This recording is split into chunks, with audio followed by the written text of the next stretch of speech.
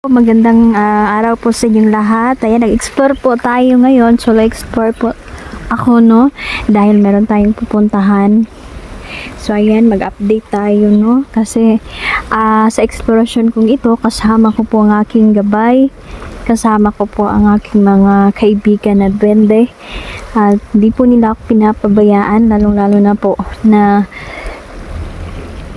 ako lang yung solo explore lang ako, kaya kampante po tayo, no? Lalo na po yung unang-una yung ating Panginoon talaga, no? Unang-unang protection sa atin, at itong mga gabay ko ay ayan, sila lang po yung sugo, no? Para isa sila sa mga tumutulong sa atin. So, nakakalungkot, no, dahil may nakita kasi si Peter. Kakausapin ko po ang aking mga kaibigan ngayon para habang tayo ay naglalakad, makakausap po natin sila. Kasi maraming katanungan at marami pong walang nakakaalam, no, kung tungkol po ito sa mga gabay. Minsan ko lang po ito tatalakayin, pero paalam naman ako sa mga gabay ko na kung pwede, akong ma-share sa inyo, ha. Kasi maraming kasing klaseng gabay. So, yan. Magpapahinga muna ako dito. Yan. Pahinga muna ako kasi kanina pa po ako naglalakad. Yan, sila dyan, meron siyang pinuntahan, no? Kanya-kanya muna kaming lakad ngayon dahil may mga misyon tayo na kailangan namin itong matapos. Kapag may mission tayo, kailangan talaga na tagumpayan natin ito, no, sa tulong ng mahal na Panginoon at sa ating mga kaibigan. So, ayan, no, gusto kong pumunta kay kaibigang Erica, no? Si Erica, isa po siyang duwending babae at mandirigma po siya, no, at wala po siyang takot. Meron kasi kaming pagkahalin tulad po kasi may ugali po siya, no, na ganun din po ako. Kaya yung kalooban, no, ko sa kanya ay parang magaan yung loob ko sa aking kaibigan, no, ang bagong kaibigan ko na si Erica. So, ayan. Mga bayabas pala dito, no. Ito yung maganda sa bundok kasi dito di ka magugutom, no. Yung problemahin mo lang ay yung bigas. Pero yung mga gulay-gulay dyan, marami kang makikita kasi pwede ka namang makakuha dito. Yung mga gulay-gulay tulad na lang nito, oh. Yan, may mga prutas naman, kaya hindi tayo magutom dito sa bundok. Yun, salamat, no. Shout out ko pala muna, no, bago ako magsimula. Shout out ako kay Mama Susan, kay Tita Dailin, kay Ate Shai, kumusta po? Kay Tita Ilgina Langli, Ma'am Johnny Bonita, tsaka si Nanay Ivy, kumusta po kayo? Si Ate Imelda Doki, Ma'am Lorna, si Ma'am Lorna Vlog Gonzalo, no, Ma'am Marites Okada, Ma'am Mahaka, kumusta po kayo? Tsaka kay Rodel Magno, shout out po. Randolph Reyes, sana po gumaling po yung ama mo, no, kasi nasa hospital. Kaya pagdarasal ko po na nagmaling po siya. Tsaka salamat po sa lahat ng mga nanonood na kahit noon pa hanggang ngayon sumusuporta pa rin po kayo sa akin. Maraming salamat po. At sino pa ba yun, no? Minsan nakakalimutan ko talaga, no? Ayan, Tita Dailin, kumusta ka na, Tita? Salamat. Ayan, salamat sa inyong pagsuporta. Suportahan niyo po si Jandrel, tsaka si Nelja, no? Tuloy pa rin ang explore namin, no? Tuloy pa rin tayo. Marami pa rin tayong kakaharapin na pagsubok at panganib dito sa bundok, no? Lalong-lalo na po ngayon na mas dumadami po yung mga kriminal sa panahon natin ngayon. Yan, shout out. Hindi ko kayo maisa-isa. Maraming salamat. Tsaka kay Ma'am Wendy pala, no? Ma'am Wendy, salamat po sa mga chocolate tsaka padala ninyo. Maraming salamat, no? Yung mga chocolates, talagang natutuwa po ang aking mga kaibigan, no? Salamat, Nanay Ivy. Thank you po. Yan, lalo na kay Ate Shai. Sir Jeans Okendo, shout out ko sa'yo. Sir Jose, Kuya Tuto, no? Kuya Toto, kumusta po? Yan, salamat po. So, ayan, no? Magpapatuloy po tayo, pero habang naglalakad tayo, kasi nagpapahinga muna tayo dito ngayon. Hanap ako ng pwesto kasi sobrang init. Delikado kung masurahan ta sa init, no? Yan, ito. Dito medyo dirilandong. Upo muna tayo. Makikipag-usap ako kay Peter. Yan. Ayan, kumusta po kaibigang Peter, no? Ako po nagpapasalamat dahil sinamahan niyo po ako, no? Nandito po ang aking mga kaibigan na si Gary. Sama ko po siya.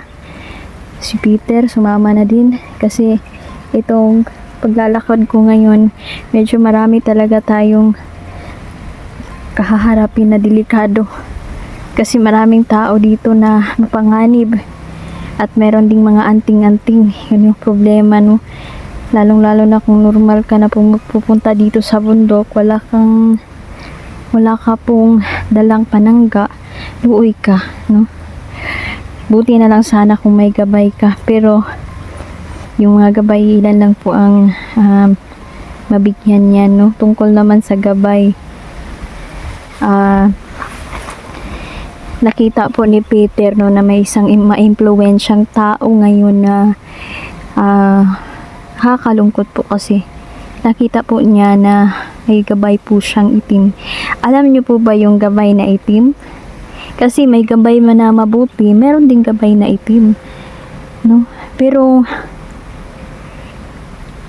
ang taong ito mayaman, maraming pera. Dahil sa kasakiman niya, pasensya na po kayo kasi Bisaya jud ko, no, mahihirapan talaga kung magtagalog.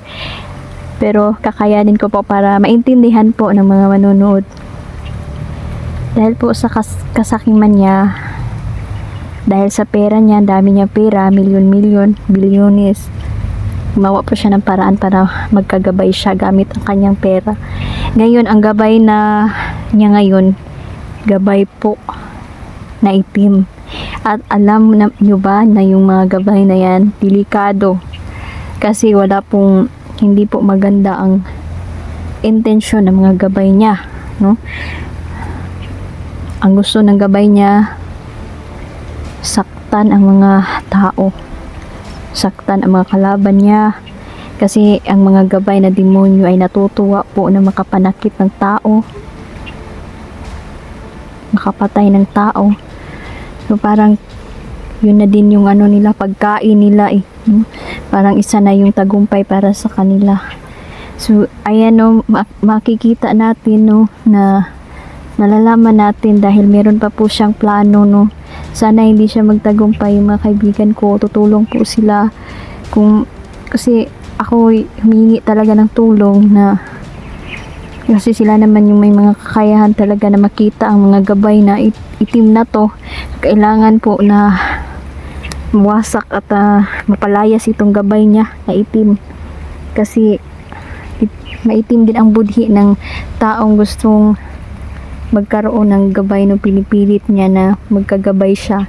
So ayan, may gabay na siya ngayon, kaya abangan natin kung anong gagawin niya kasi may plano yan eh. At ito yung pakiusap ko sa aking mga kaibigan na depensahan yung taong gustong saktan ng taong ito, no? Kakausapin po natin si Peter, no, habang nakaupo tayo, nagpapahinga tayo dito. Ayan, Peter, no? Peter, pwede bang mapaalis ang gabay na yan sa taong yan? Kasi yung gabay na ginusto niyang mapaksa kanya, isa yung gabay na demonyo, Peter. So meron ba tayong paraan para mapaalis yan, kaibigan, kasi ito naman yung ito talaga yung mission natin, ikalabanin yung mga masasamang gabay, masasamang elemento, no? Dahil may ilan kasi no na walang kakayahan ba, tulad nila ng mangkukulam, kaibigan, ako po yung humingi po sa inyo ng tulong kasi marami po talagang nahihirapan, no? Lalong-lalo na sa mga banggiitang mangkukulam na ito. Napakarami pong pinahirapan na tao, kaibigan.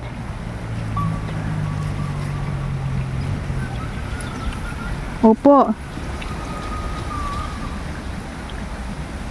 Ayan, no, sabi ni kaibigang Peter. Ayan, tutulong talaga si Peter. Ako po, tutulong talaga si Peter, no? Sabi ni Peter, wala talaga silang ibang hangad kundi makatulong sa atin, no? So gagawa sila ng paraan para mahadlangan ang mga masamang balak ng mga itim na mahika. So ako po ay meron din po akong gabay, no? Kasi maraming gabay kasi, no, pwede niya na mapamana sa iyo. Meron ding gabay na kusa talagang lalapit sa iyo, no? Itong gabay ko kasi tulungin talaga ito, no, maawain. At may mga yan sa mga mission ko, palagi po talaga siyang gumagabay, no? Kaya hindi po ako talaga kahit saan po ako nagpupunta-punta, no, kahit sa sulok pa, makatulog man tayo sa gubat, hindi po ako nag-aalala kasi meron naman tayong tagapagligtas, no, unang Panginoon tsaka yung mga kaibigan natin. So ayan, no, mas mabuti kasi na may gabay ka na magkasinabot yun mo, lalong-lalo na sa mga mission mo. Yan ay tutulong at tutulong talaga yan sila kahit anong mangyari, no. Kasi ilang beses na din po akong napahamak, no, nung bata pa ako hanggang ganito pa, nakasunod pa rin yung mga panganib ba, no, panganib. Pero hindi ko talaga minsan kasi yung mga gusto pong umatake sa atin ay bigla na lang po silang parang kung kuan ba, matumba, meron silang mapapahamak sila. So iyon na pala, yun ay gabay ko na pala, no. So nagpro-protection po siya, no. Kapag meron kang mabubuting gabay, pro-protectionan ka po nila sa mga kamay ng mga demonyo na gusto pong umatake sa iyo. So meron naman din po klaseng gabay na ayan, sila po ang pipili sa inyo. Maganda po yan, mula sila po ay pipili sa inyo, lalong-lalo na po ay meron kang mabuting puso. Pero meron din gabay na masama. Yung muli delikado, may mga gabay din na masama, lalong-lalo na depende po sa mga gabay na gusto niyang depende sa ugali ng tao, no, kasi may masama na tao at ayan, lapitin po yan ng mga gabay na demonyo, kaya delikado po sila. So kailangan po iyang mapuksa talaga. So ayan, maraming pagpaplano, kaibigang Peter. So ano pong plano ng maimpluwensyang tao na to, no, sa ating kay Tatay Digong po?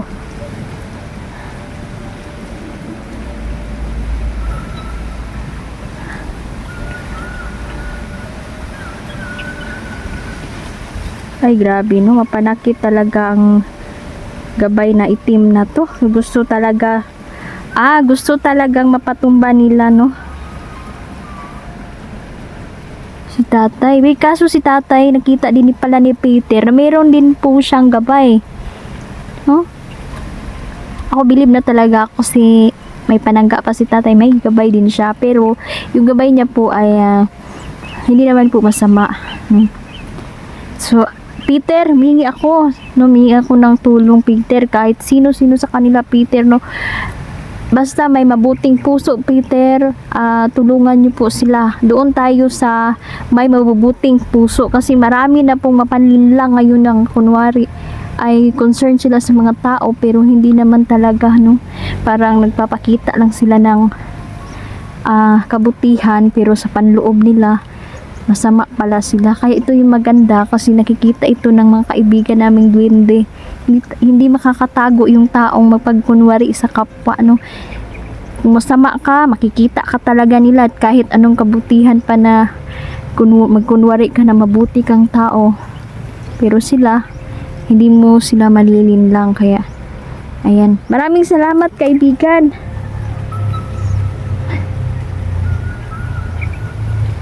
Opo.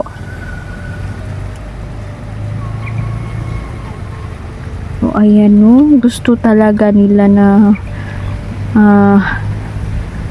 ayan no, makitila na ng buhay. Napakasama ng gabay na yan kaibigan. No? Itong gabay na itim kasi, mga gabay na itim, ano yung gusto nila, meron kasi yung mga gabay, may pagtulad din yan ng tao. Parera na kung sa tao nga, mukhaon sila, no? Kain din sila. Pero yung ilan na gabay na masama, umiinom sila ng dugo. Kaya nga, yung paggawa ng masama, yun yung ano nila talaga, yun yung masaya sila dyan na makakagawa sila ng kasamaan. So ayan, kaibigan, meron, opo, ayan, meron po akong tanong, no, kasi yung mangkukulam po na nabangga nyo po kaibigan, kumusta na po siya ngayon?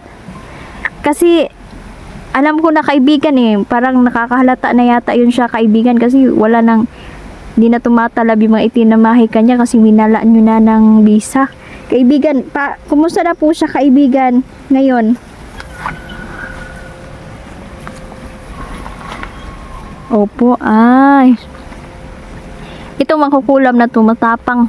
Sabi ni kaibigang Peter, sumatapang talaga ang mangkukulam na to, no?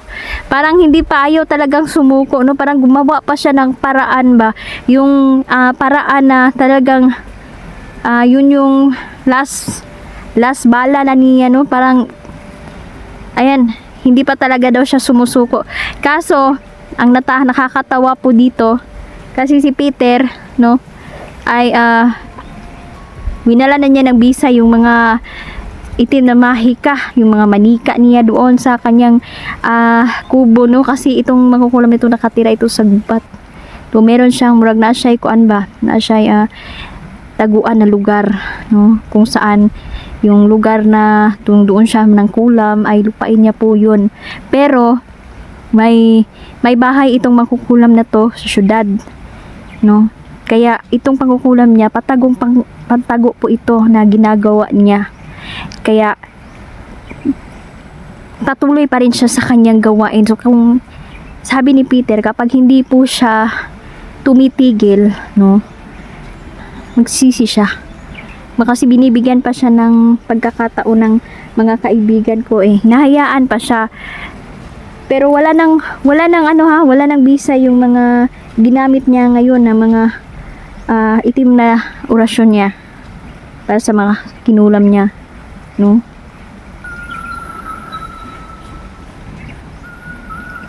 Opo kaibigan. So hindi lang pala si Miss Chris Aquino yung gusto niyang kulamin, napakadami kasi itong mangkukulam nito. Sobra pong mainggitin talaga at sobrang yapang ng mangkukulam na to. Gusto niyang abutin ang hindi kaya niyang abutin, no? Kasi marami po siyang nakikita sa paligid na mayayaman, no, na mas aangat pa sa kanya, kaya gusto niya po ito na ganun din siya, gusto niyang maabot, kaso di niya kaya kinukulam niya po yung taong na naiinggitan niya. Napakasama kaibigan. Tuloy po ang pagtulong natin, hindi pa ito yung mission kaibigan, marami pa tayong mission na dapat nating tutukan at pagdagumpayan kaibigan. Kaya hingi po ako ng tulong, kasi itong mga taong maimpluwensya na to talagang inalay na nila ang kanilang kaluluwa, no, sa mga itim, no, mga kaaway. Desperado na, gumagamit na sila ng makademonyong mga gawain, para lang sila yung maghari dito sa mundo. Tuloy tayo kaibigan, kayo na ang bahala, kayo ang magpasya. Ako po'y humihingi lang po sa inyo ng tulong, kaibigan. Pero nasa sa inyo pa rin po ang pasya nito. Pero alam ko na wala kayong ibang hangad kundi makatulong, pareho tayo. Gusto nating tumulong sa mga taong walang kakayahan, no, na labanan ang mga ganitong klaseng mga tao. So ayan, no. Opo. So sabi ni Peter, opo, magdasal po tayo. Magdasal tayo ng taimtim. Hugot nga pagdarasal po. Yun yung hiling at sila na yung bahala. So ayan, hanggang dito na lang po muna, no. Ako po'y tutuloy na po. Tutuloy po ako, no, doon. Hanggang doon tayo.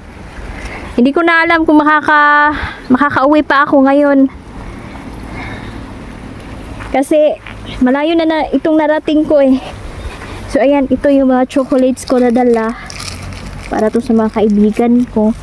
Tapos meron po ako sa bag. Ayan, oh, mahilig ito sila sa hopya. Ito na po yung hilig ng aking mga kaibigan ngayon, yung mga hopya na matatamis. Tsaka yung mga chocolates. Wihala.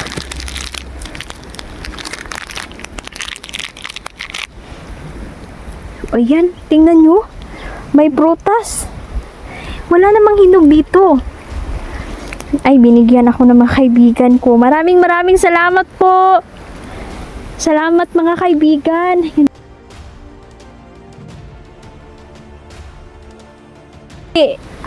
Naisip ko kasi na gusto ko kumain ng bayabas. Kaso, mahilig kasi ako sa hinog ba. So, ayan. Nilagay nila. Napakabait na aking mga kaibigan talaga. So, ayan, maraming salamat. Hanggang dito na lang po muna. Maglalakad-lakad po ako. Hanggang doon tayo. Ayan, baka mawalan na po ako ng signal, no? No. Kaya natin ito. Alam kong maraming kulto dyan. So, mapapasabak yung mga kaibigan natin ngayon sa labanan, no? So, nandito naman po sila. Di nila ako iiwan, no? Sama-sama kami. So, yan. Maraming salamat po. Hanggang dito na lang po muna. Yan, kakain muna po kami. Aking mga kaibigan. Kakain sila ng chocolates. Tapos, kakain ako ng bayabas. Yan. Thank you po. Maraming salamat.